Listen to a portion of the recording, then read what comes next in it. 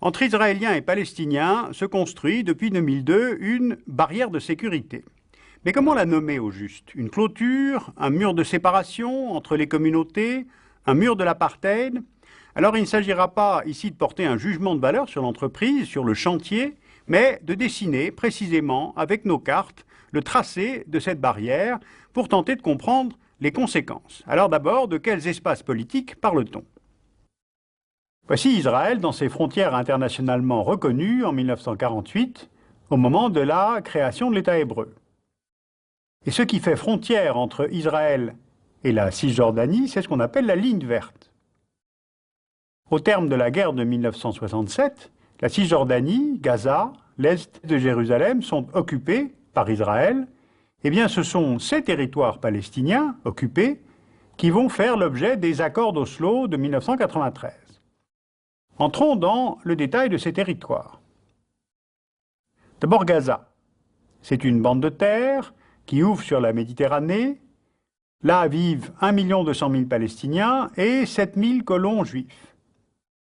Les accords d'Oslo ont prévu que Gaza passe sous contrôle total palestinien, mais les frontières externes de ce territoire sont contrôlées par l'armée israélienne.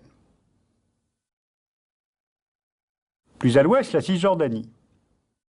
Là vivent environ 2 millions de Palestiniens et 236 000 colons juifs. Les accords d'Oslo avaient prévu le découpage de ce territoire en 3 zones différenciées, puis, après une période intérimaire, la création d'un État palestinien. Or, ce découpage n'a jamais fonctionné. Pire même, cette recherche de la paix a accouché d'une guerre. Alors pourquoi ? Eh bien, plusieurs facteurs ont fait dérailler le processus d'Oslo. Premièrement, la seconde intifada n'a pas été déclenchée par la seule visite d'Ariel Sharon sur l'esplanade des mosquées en septembre 2000. Celle-ci n'a été qu'une étincelle. Ensuite, la colonisation des territoires s'est poursuivie, alors même que le processus d'Oslo était en cours. Ehud Barak, l'ancien Premier ministre israélien, a trop fait traîner le transfert des territoires vers l'autorité palestinienne. Arafat, de son côté, n'a pas voulu, ou n'a pas su, saisir les propositions qui étaient faites par Israël. L'autorité palestinienne, sur laquelle Arafat agit en autocrate, manque de transparence dans les dépenses de fonds, qui venaient d'ailleurs majoritairement de l'Union européenne. Il n'y a pas eu de changement concret rapide pour les Palestiniens eux-mêmes. Le désespoir, puis les rivalités dans le camp palestinien ont engendré les premiers attentats suicides du Hamas et du djihad islamique sur le sol même d'Israël.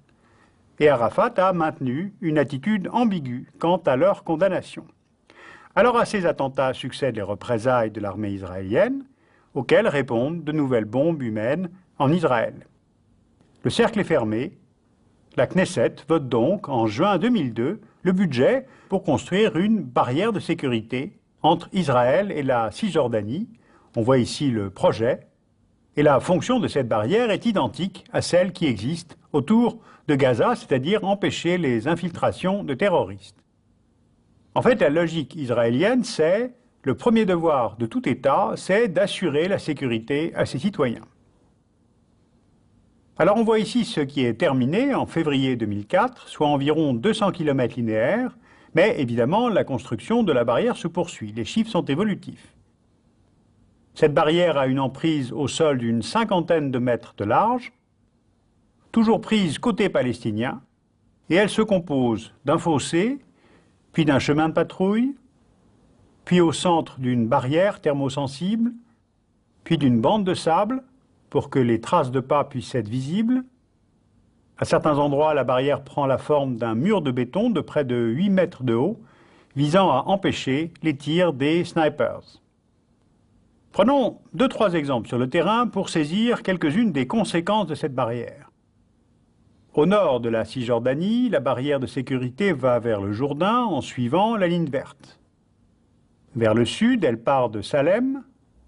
Plus au sud, à partir de la localité de Al-Fam, la barrière, là, ne suit plus la ligne verte. Elle s'enfonce à l'intérieur de la Cisjordanie pour venir séparer 3 colonies juives des territoires palestiniens. Ce tracé vient ainsi coincer une dizaine de villages palestiniens, soit 5200 personnes, entre ce nouveau mur à l'est et la ligne verte à l'ouest. Ainsi, les villageois ne pouvaient pas aller en Israël en franchissant la ligne verte, et maintenant ils ne peuvent plus aller chez eux, en Cisjordanie, comme bloqués dans une sorte de zone de non-droit. Le mur est parfois construit entre les villages palestiniens et les champs cultivés, ou alors il sépare les villages des puits, ou les villages des oliviers. Maintenant plus au sud, la ville palestinienne de Kalkia. Là, pour que les deux colonies de Alphe-Ménaché et de Tzoufine se retrouvent côté Israël, la ville de Kalkilia, qui fait 40 000 habitants, se voit comme encerclée par 3 remparts de béton, construits au nord, à l'ouest et au sud de la ville. Et le motif avancé pour ce tracé, c'est que Kalkilia, et puis plus au nord, Tulkarem, seraient des lieux de passage de kamikazes. La barrière de sécurité fait aujourd'hui passer 22 000 colons côté Israël, soit environ 15% des colonies. Or, ces maisons et ces appartements ont été construits dans les territoires occupés.